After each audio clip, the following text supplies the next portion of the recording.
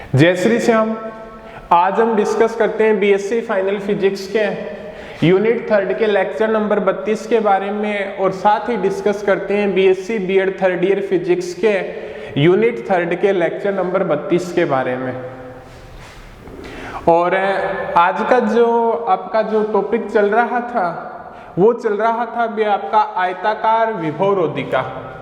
क्या चल रहा था भी? आज का लास्ट लेक्चर है इस पॉइंट का, आयताकार विभवरोधिका। और आयताकार विभवरोधिका का कौन सा पार्ट चल रहा था? सेकंड पार्ट था। कंडीशन क्या थी? जब क्या है 20 विभव क्षेत्र के अंदर कोई कण प्रवेश करता है तो उस कण की एनर्जी सेकंड रीजन के अंदर पोटेंशियल एनर्जी है उससे क्या है भी ज्यादा है। तब यहां से रिजल्ट प्राप्त हुए। क्लासिकल मैकेनिक्स क्या कहती है और क्वांटम मैकेनिक्स क्या कहती है? भी क्लासिकल मैकेनिक्स तो क्या कहती है भी इसके अंदर ये फर्स्ट रीजन हो गया, सेकंड रीजन हो गया, थर्ड रीजन हो गया। आपको पोटेंशियल का तो पता ही है, यहाँ पे Vx इक्वल टू 0 था, यहाँ पे V0 था, यहाँ पे Vx इक्वल टू 0 था। भी क्लासिकल मैकेनिक्स क्या कहती है भी इस एनर्जी का पार्टिकल यदि एनर्जी ग्रेटर देन है तो यहाँ से जाएगा और पारगमित हो जाएगा 100% रूप से। 100% रूप से क्या हो जाएगा भी आपका पारगमित हो जाएगा। क्लासिकल मैकेनिक्स कहती है ये बात। बट क्वांटम मैकेनिक्स क्या कहती है?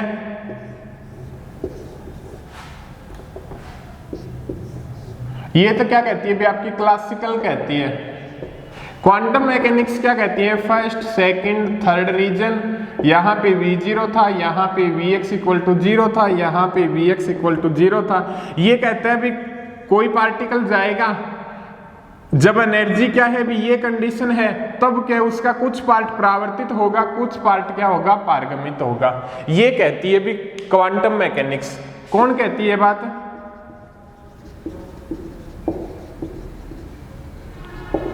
क्वांटम मैकेनिक्स कहती है। कौन कहती है भी ये बात? क्वांटम मैकेनिक्स कहती है भी क्वांटम मैकेनिक्स के अंदर क्या होता है भी r plus T equal to 1 होने का रीजन ये है भी r की भी कुछ वैल्यू प्राप्त होगी और t की वैल्यू भी कुछ प्राप्त होगी। भी कुछ पार्ट क्या है भी परावर्तित भी होगा, कुछ पार्ट क्या होगा भी पारगमित भी होगा। तो ये हो गया भी यहाँ पे इसका रिजल्ट। अब थोड़ा सा और डिस्कस करते हैं भी कुछ आपके पॉइंट हैं, उस पॉइंटों के बारे में भी अपने क्या है भी एक एक के बारे में डिस्कस कर लेते हैं। उस पॉइंटों के बारे में भी क्या है भी अपने डिस्कस कर लेते हैं। वो पॉइंट क्या है भी आपके देखिएगा।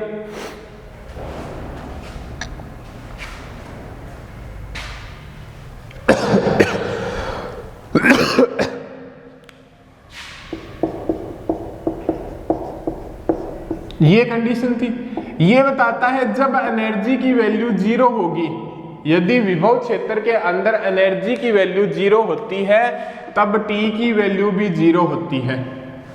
ठीक है भी जब किसी क्षेत्र विभव क्षेत्र के अंदर कण की ऊर्जा 0 है तो उसकी पारगमन पारगमन प्रायिकता भी क्या होगी?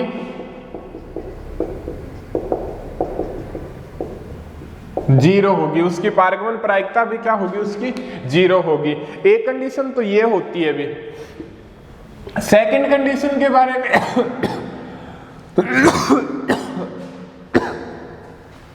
सेकंड कंडीशन के बारे में चर्चा करते हैं। यदि केवल 1 इक्वल टू पाई 2 पाई 3 पाई 4 पाई हो तो, यदि केवल a इक्वल टू क्या है भी आपका पाई 2 पाई 3 पाई 4 पाई हो तो उस कंडीशन के अंदर विभव रोधिका की चौड़ाई क्या होगी? विभव रोधिका की चौड़ाई। विभव रोधिका कौन सी है भी आपकी? ये दूरी आपकी a थी, ये दूरी क्या कहलाती है? अभी आपकी विभव रोधिका की चौड़ाई कहलाती है। ये आपका फर्स्ट रीजन था, ये आपका सेकंड था और ये आपका क्या था अभी थर्ड था। तो कैसे निकालेंगे विभव रोधिका की चौड़ाई इस कंडीशन के लिए? K1 A इक्वल टू पाई है आपका, तो K1 इक्वल टू क्या होता है अभी आपका 2 पाई अपॉन लैम्डा 1, तो 2 pi upon lambda 1 A into equal to pi, तो आपका पाई से पाई कैंसिल हो गया, A क्या आ गया अभी आपका लैम्डा 1/2 आ गया, A क्या आ गया अभी आपका लैम्डा 1/2। आगे वाले किस प्रकार से प्राप्त होंगे? 2 लैम्डा 1/2, 3 लैम्डा 1/2, 4 लैम्डा 1/2, इस प्रकार से क्या होंगे भी प्राप्त होंगे। जब K1 A की वैल्यू पाई होगी तो विभव रोधिका की चौड़ाई ये होगी। जब K1 A की वैल्यू आपकी 2 पाई होगी, जब विभव रोधिका की चौड़ाई क्या होगी भी आपकी ये होगी। जब K1 A की वैल्यू 3 पाई होगी, जब विभव रोधिका की चौड़ाई क्या होगी भी आपकी 3 लैम्डा 1/2 होगी। इस प्रकार से क्या होगी भी आपकी विभव रोधिका की चौड़ाई होगी। जब इस प्रकार की कंडीशन हो, आपके सामने K1 A का वैल्यू क्या हो भी इस प्रकार से हो या विभव रोधिका की चौड़ाई इस प्रकार से हो, तो उस कंडीशन के अंदर आपका R और T का मान क्या प्राप्त होगा? उस कंडीशन के अंदर R और आपका T का मान क्या होगा भी क्या प्राप्त होगा, देख लेते हैं। जब K1 A, तो इस कंडीशन के अंदर साइन K1 A क्या होता है अभी पाई, 2 पाई, 3 पाई, 4 पाई, देखो वैल्यू क्या होगी भी आपकी 0 ही प्राप्त होगी। K1 A की वैल्यू क्या है भी आप पाई, 2 पाई, 3 पाई, 4 पाई कुछ भी रखो, तो साइन K1 A की वैल्यू क्या होगी भी आपकी 0 ही प्राप्त होगी। साइन पाई, साइन 2 पाई, साइन 3 पाई, साइन 4 पाई क्या प्राप्त होगी भी आपकी 0 ही प्राप्त होगी।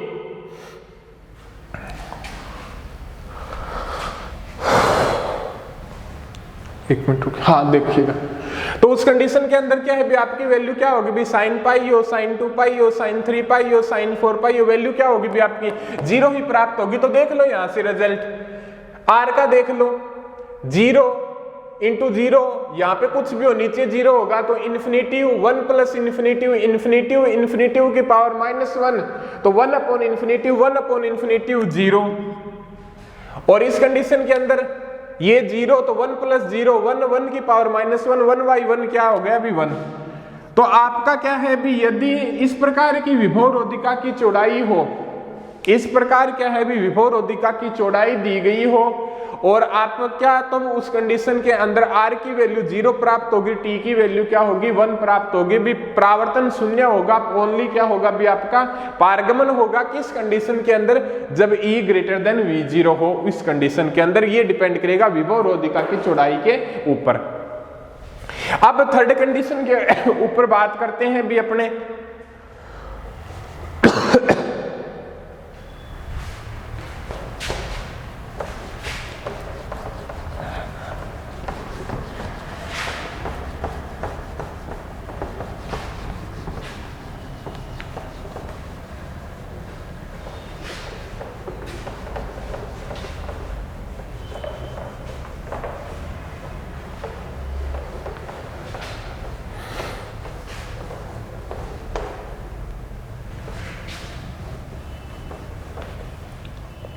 थर्ड कंडीशन की क्या बात है अभी आपकी? तीसरी कंडीशन की बात करते हैं भी अपने। वो क्या बताई गई है भी, जब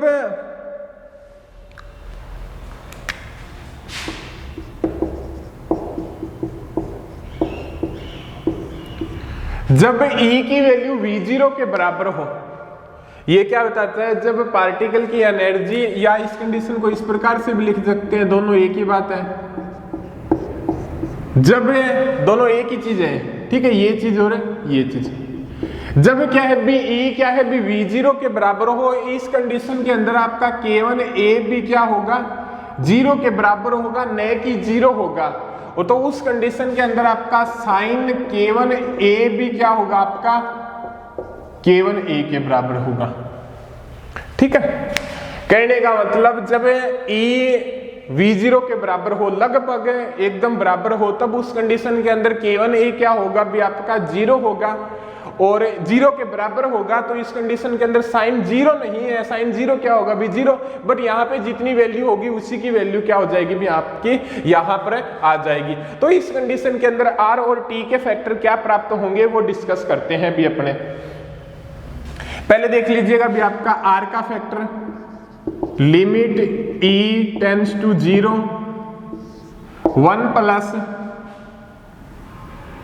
4e e minus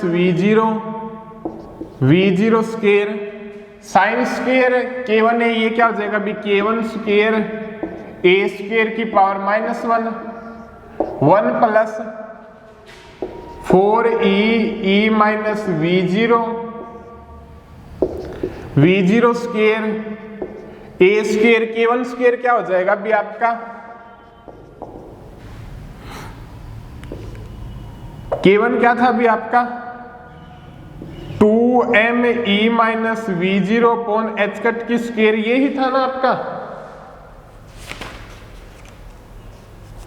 2m e minus v0 upon h cut की स्केयर। तो यहां पे ये वैल्यू पुट कर देंगे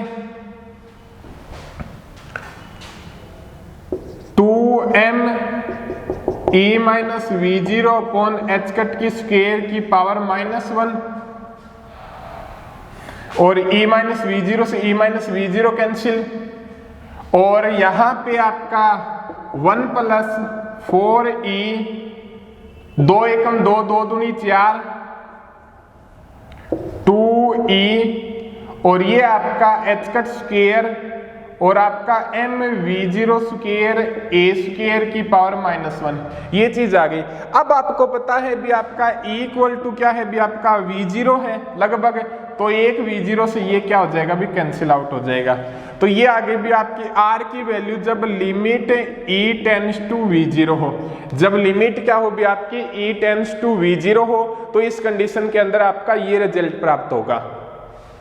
उसी प्रकार से अपने t का भी निकाल सकते हैं, इसी प्रकार से क्या है भी आपका अपना t फैक्टर का भी अपने निकाल सकते हैं। 20 कंडीशन के अंदर r और t विपरावर्तन क्या होगा, पारगमन क्या होगा, किसके ऊपर डिपेंड करेगा, t limit e tends to v0 भी e लगभग v0 के बराबर है, तो यहां पे क्या आ जाएगा 1 plus v0 square sine square k1a 4e e minus v0 की power -1,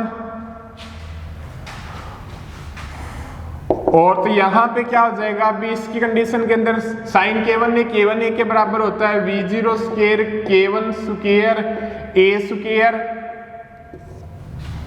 4e e minus v0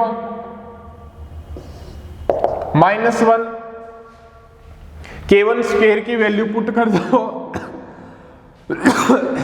v0 square k1 square क्या हो जाएगा भी 2m e minus v0 upon h cut square और आपका a स्केयर और 4e e माइनस v0 की power -1 e minus v0 से e माइनस v0 2 एकम 2 2 दूनी 4,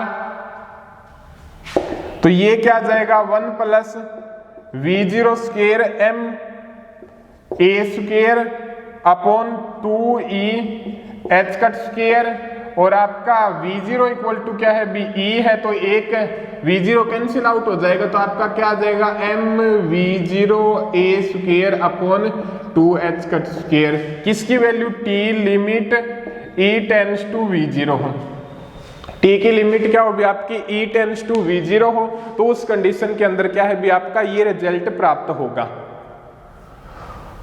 सॉरी यहाँ पे -1 का फैक्टर है, तो आपका -1 का फैक्टर भी क्या आ जाएगा भी आपका आ जाएगा। ठीक है, अब चौथे रिजल्ट की बात करते हैं। ये तो हो गया भी आपका 3rd नंबर पॉइंट। अब चौथे रिजल्ट की अपने क्या है भी बात करते हैं।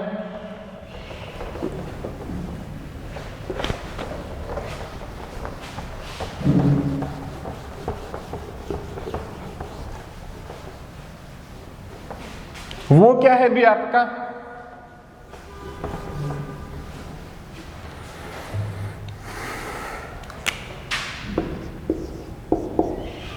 चौथे रिजल्ट की बात करते हैं। जब कण की ऊर्जा E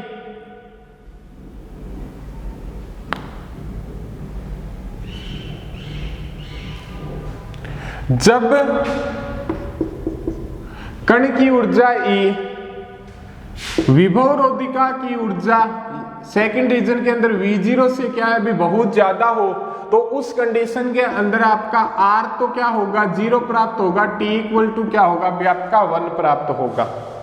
ठीक है, एक ये कंडीशन होती है भी आपकी। ठीक है, इसका कहने का मतलब आपका E की वैल्यू क्या है भी आपकी इन्फिनिटिव है। ये आप क्या है भी कैलकुलेट कर भी सकते हो इस फैक्टर के अकॉर्डिंग। और एक 5 नंबर पॉइंट है, ग्राफ प्लॉट करते हैं भी R और T के मध्य। किस किस के मध्य? R व T के मध्य।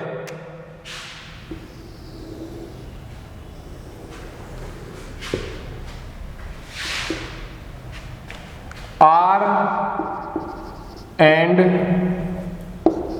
T और ये आपका है भी E/V0। ये बताता है भी R प्लस T की वैल्यू हमेशा क्या रहती है भी 1 बनी रहती है। V0 अपने कोई फिक्स रख लिया, V0 की वैल्यू क्या है भी आपकी फिक्स है 0 1 2 3 4 0.5 1। ये बताता है भी आपका जैसे जैसे E की वैल्यू इंक्रीज करते हैं अपने, जैसे जैसे क्या है भी आपकी एनर्जी फैक्टर की वैल्यू इंक्रीज होती है, तो उस कंडीशन के अंदर क्या है भी आपका R प्लस T हमेशा क्या रहता है भी 1 बना रहता है। या तो R कम होगा तो T ज्यादा हो जाएगा, T ज्यादा हो जाएगा तो R कम हो जाएगा। इस प्रकार से क्या है भी बना रहता है। तो देखिएगा आप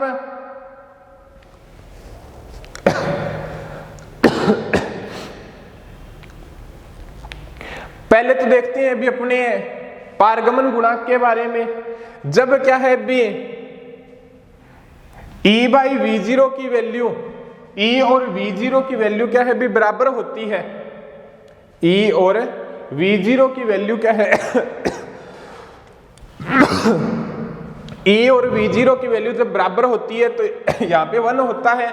ठीक है, और कम कब होगी जब ये E की वैल्यू V0 से कम होगी, तब उस कंडीशन के अंदर जो आपका ग्राफ प्लॉट होगा वो इस प्रकार से होगा।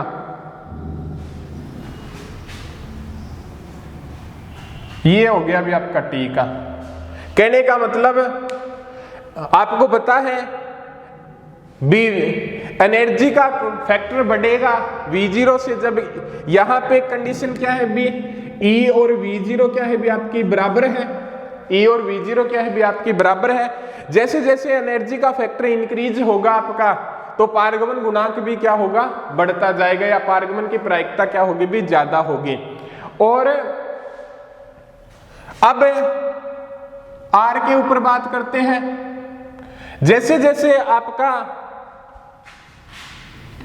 E की वैल्यू इंक्रीज होगी तो आपके R फैक्टर भी क्या होता जाएगा, कम होता जाएगा, क्योंकि एनर्जी ज्यादा होगी V0 से। जब पारगमन की प्रायिकता ज्यादा होती है तो इस कंडीशन के अंदर आपकी एनर्जी फैक्टर बढ़ेगी, तो आपका परावर्तन गुणांक का मान क्या होता जाएगा भी कम होता जाएगा। ये था भी आपका आयताकार विभव रोधिका रेक्टेंगुलर पोटेंशियल बैरियर। तो आपने क्या है भी इन लेक्चरों के अंदर पोटेंशियल स्टेप पढ़ा, उसका पार्ट फर्स्ट एवं पार्ट सेकंड पढ़ा, फिर आपने रेक्टेंगुलर पोटेंशियल बैरियर पढ़ा, उसका पार्ट फर्स्ट व पार्ट सेकंड पढ़ा। तो ये दोनों टॉपिक थे, आपको अच्छे से कराने की कोशिश की है। तो ये दोनों आज आपके टॉपिक क्या है भी कंप्लीट हो गए। आगे डिस्कस करते हैं अगले लेक्चर के अंदर।